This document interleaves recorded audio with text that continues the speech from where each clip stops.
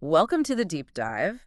Today, you wanted to get a practical grip on real-world self-defense, and that's exactly what we're going to unpack with 1001 Street Fighting Secrets, The Principles of Contemporary Fighting Arts by Sammy Franco. hmm We've got the 1997 Paladin Press edition right here. Franco's a name you might recognize in this field with other titles like Street Lethal under his belt, so he's clearly, laser focused on effective, no-nonsense techniques. That's right. You came to us specifically looking for those core principles that cut through the theory and tradition, those actionable insights that could truly matter if you ever face a real-world confrontation. You're after knowledge you can use, not just think about. And Franco hits that head-on right in the preface. He's all about a no-nonsense approach that dispenses with the extraneous and the impractical and focuses on real-life fighting. Yeah. He even stakes his claim by calling this book the most exhaustive compiled collection of street fighting secrets ever compiled. As we go through this, it'll be interesting to see if it, lives up to that promise. Well, what's particularly intriguing is this author's note where Franco mentions a final secret hidden within the book. Instead of being another numbered point, it's marked by question marks. Huh. Question marks. Yeah, he's essentially laid down a challenge for the reader to actively seek out this unique formation or pattern throughout the text. It suggests a real depth to his thinking Yeah. and a desire for the reader to truly engage with the material. It does make you wonder, doesn't it? What's this hidden key he's embedded? To give you a sense of how much ground Franco covers, the book is structured into 9 chapters. We're talking everything from the absolute fundamentals of unarmed combat through grappling, the use of weapons. Right, both what you might carry and what you find. Exactly, and even delving into the underlying philosophy of combat itself. We won't be able to cover all 1001 secrets today, obviously, but we're going to hit some of the crucial areas to give you a strong understanding of his core philosophy. So, with a book this comprehensive, where do we even begin? Let's start at the beginning. Chapter 1, Street Fighting Fundamentals. Yeah, logical first step.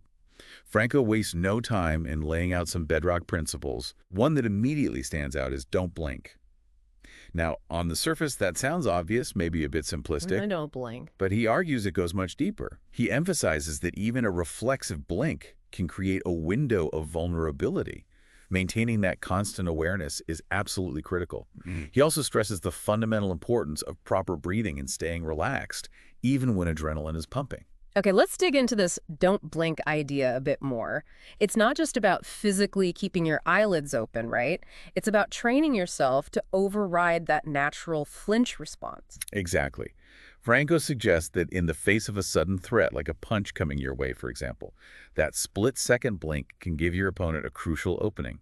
He even goes as far as to say that reflexive eye blinking could cost you 10 seconds of awareness in a fight. 10 seconds, that's an eternity in a dangerous situation. Right. It's like he's saying your default state needs to shift towards constant alertness. And this ties directly into his emphasis on employing effective but crucially simple techniques. His overarching principle is safety first, with the stark warning: never gamble with your life in a street fight. Pretty clear message there. Yeah. He advocates for techniques that don't rely on complex movements or specific conditions to be effective. Low maintenance is the term he uses, which really speaks to practicality. And underpinning all of this is the principle of maximum energy transfer in your strikes. Interestingly, he advises against becoming too reliant on kicking, Oh, that's interesting. suggesting that keeping your legs grounded provides better stability in a chaotic encounter. Yeah, that point about keeping your feet on the ground is really interesting, especially when you consider how prevalent kicking can be in many traditional martial arts.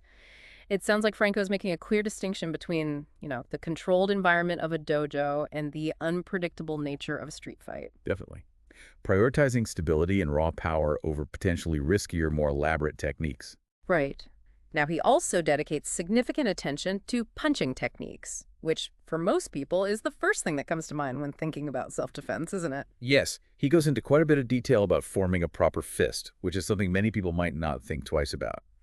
He highlights how incorrect clenching can actually lead to serious hand injuries, fractures, sprains, effectively taking your primary weapon out of the fight. Ouch. Yeah, that's a crucial, often overlooked detail. Totally. He mentions the importance of mastering what he calls the 6 principles of striking, which I imagine delves deeply into the biomechanics of delivering an effective punch. The core takeaway is maximizing the energy you can generate on impact.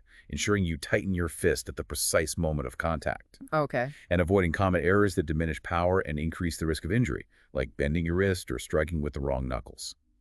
He specifically emphasizes the importance of maintaining a straight wrist and hitting with the center knuckle for optimal power and to protect the smaller bones in your hand. So it's all about efficiency of movement and minimizing your own risk while maximizing the potential impact on your attacker. It's a very pragmatic approach. Moving beyond the immediate physical act of fighting, Franco dedicates an entire chapter to training and conditioning. This isn't just about getting in shape, is it? It sounds like it's much more targeted than that. Absolutely. He begins by stressing the vital importance of clearly defining your training goals. What is it you hope to achieve through self-defense training? Is it to increase your overall confidence? To develop a specific set of razor-sharp skills? Right, what's the end game? Exactly. He underscores the necessity of proactively making time for training, emphasizing that unlike scheduled classes, real-life self-defense situations don't adhere to a convenient timetable. Your skills need to be ready at a moment's notice, wherever you are. That really reinforces that no-nonsense philosophy, doesn't it? It's not about collecting certifications or looking good performing complex moves. It's about preparing for the messy, unpredictable reality of a potential threat. And he delves into the actual process of learning and testing these skills. It's not just about rote memorization of techniques, is it? No, not at all. He outlines a clear sequence of learning. First, understanding the underlying principles and theory, then developing the physical skill through practice and repetition, and finally, crucially, applying those skills under pressure in simulated scenarios if possible. He brings up the 7 Ps of training. Proper planning and preparation prevent piss-poor performance. Okay. A bit crude, but memorable. It is, but highly relevant here. And of course, consistent practice is absolutely non-negotiable. He even breaks down training into 3 key domains: cognitive, which is your understanding, and mental prep; psychomotor, which encompasses the physical skills; and affective, which deals with managing your emotions and mindset in stressful situations. That's a much more comprehensive view of training than just the physical drills. That mental and emotional preparedness seems just as vital, if not more so, when facing a real threat. Definitely. And he also touches on the practicalities of starting a training regimen, like getting a doctor's approval beforehand, basic safety, and understanding how to monitor your pulse to ensure you're training within a safe and effective zone. It's all very grounded in real-world considerations for the average person. Makes sense. Following that, he moves into specific routines and workout suggestions, even providing sample weekly training schedules. These schedules incorporate a diverse range of training methods: ground fighting, stick fighting, which introduces the weaponized combat idea; shadow boxing for technique refinement; Shadow boxing, okay. footwork drills for agility and positioning; dedicated striking practice; and even training with weapons themselves. He also discusses the importance of developing what he calls compound attack sequences, effectively chaining individual techniques together into fluid, dynamic combinations. It sounds like a very well-rounded approach, ensuring you're not just focusing on one aspect of combat readiness. And he also highlights some key training principles that might not be immediately obvious to someone just starting out. Indeed. He emphasizes the importance of pushing yourself to the point of exhaustion in training. Really? Exhaustion. Yeah, to build not just physical endurance, but also mental resilience and the ability to function under duress. He stresses that varying your training is crucial to avoid plateaus and to prepare you for the unpredictable nature of a real confrontation. He even advises being acutely aware of potential hazards in your training environment to minimize injury during practice. Right. Safety first, even in training. Visualization is another key principle. He mentions mentally rehearsing techniques and different combat scenarios to prepare your mind. That mental rehearsal aspect seems to come up repeatedly. It really highlights the idea that preparing your mind is just as crucial as preparing your body for a potential conflict. Totally. And there's some other interesting nuggets in his training advice, like incorporating shadow fighting, training to music, which I imagine could help with rhythm, timing, even stress inoculation. Training to music, huh? Interesting. And the surprisingly important practice of keeping accurate training records to track your progress and identify areas for improvement. He even suggests specific drills to sharpen your senses beyond just sight. Like hearing or... Yeah, presumably things to enhance overall awareness. And he doesn't overlook the critical importance of recovery. Rest is absolutely essential to allow your body to repair and to prevent burnout, both physically and mentally. Good point. Burnout is real. He makes a point of prioritizing offensive training, Yeah. emphasizing being proactive and taking the initiative rather than simply reacting.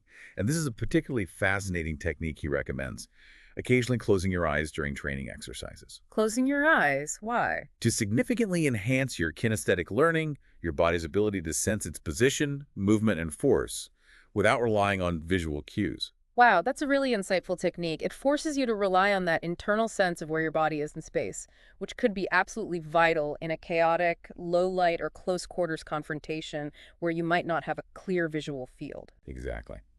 Moving on from training, Franco dedicates a chapter to the attributes of combatants, breaking these down into both cognitive and physical characteristics.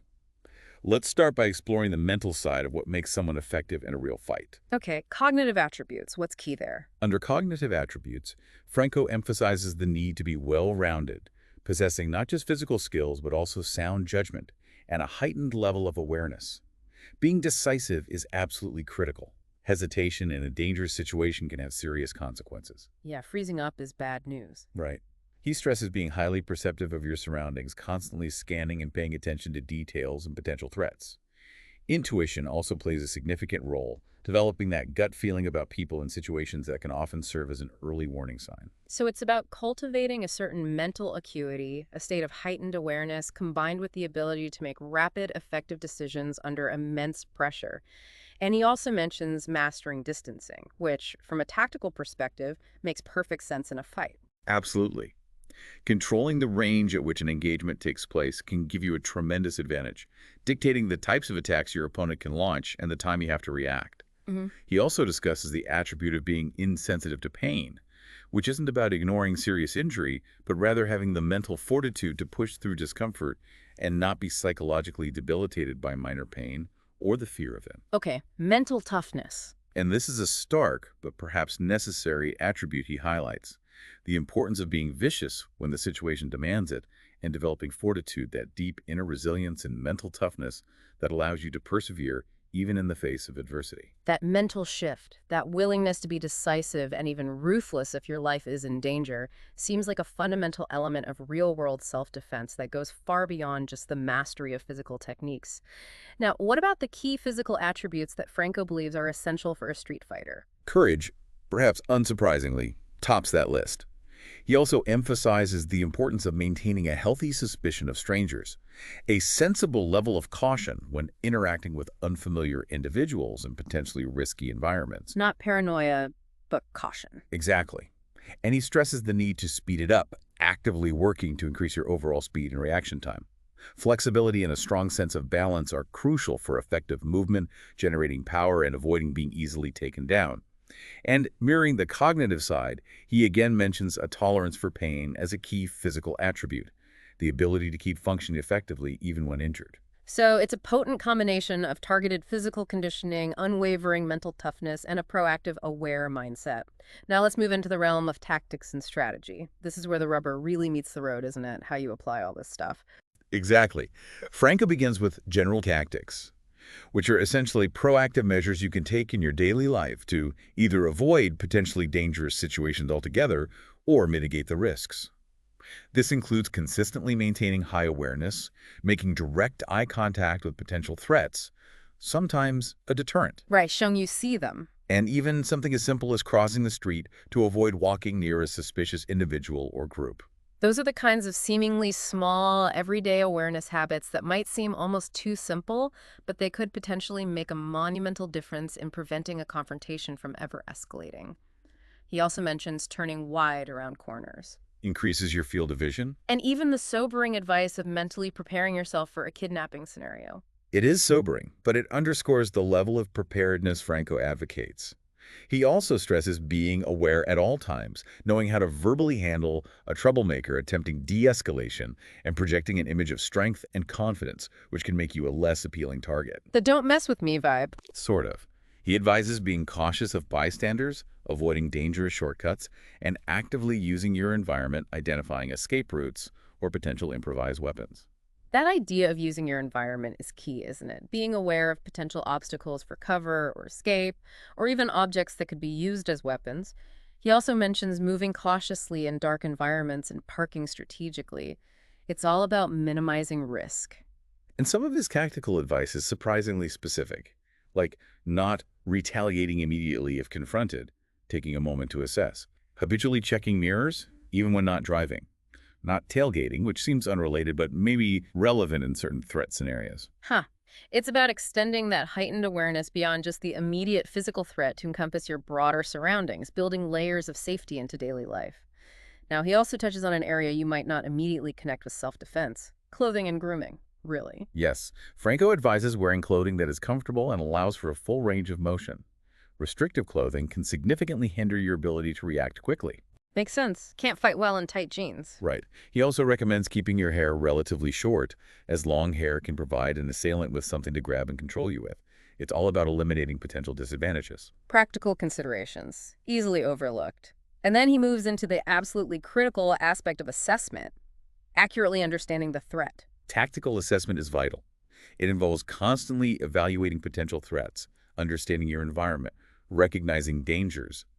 This includes assessing the individual demeanor, intent, range, positioning, are they armed, and the situation, location, time of day, presence of others. So it's a constant process of observation, analysis, anticipation, trying to understand the danger level before things kick off.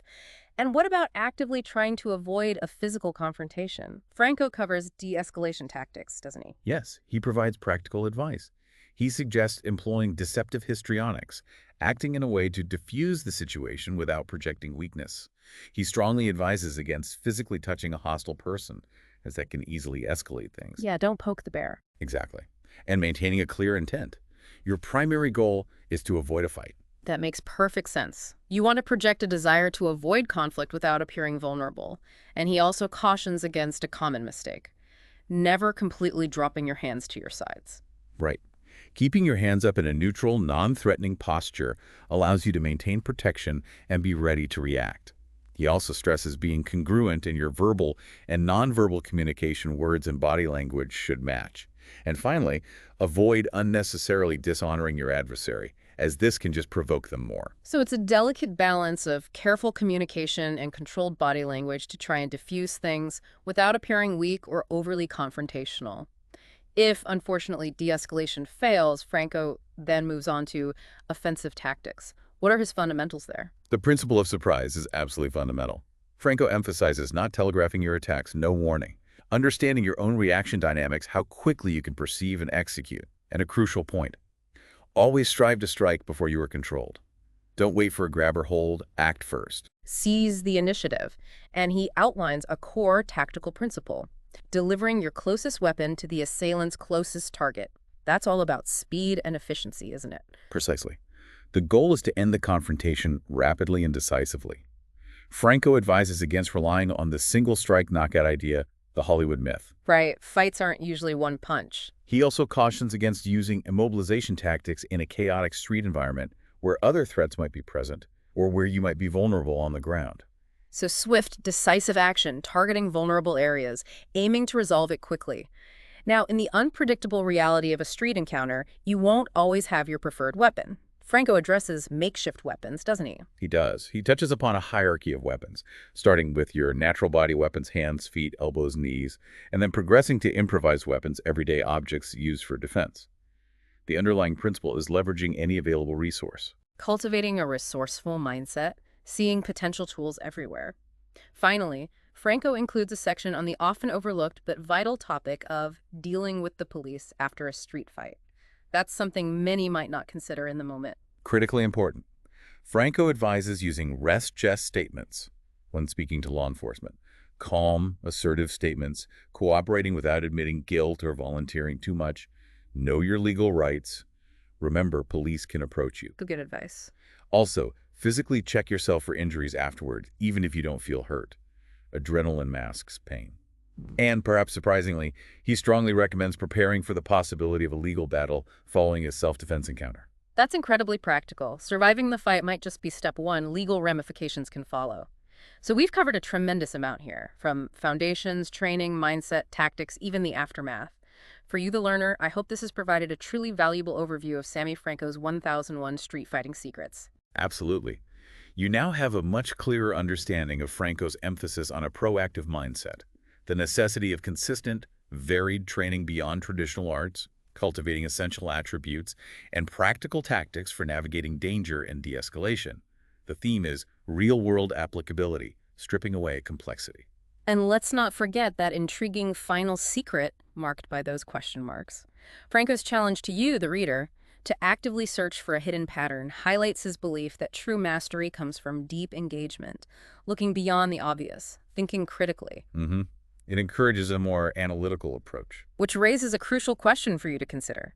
Given Franco's focus on practical application and his critique of some traditional arts for street reality, how do these principles apply to situations you might realistically encounter?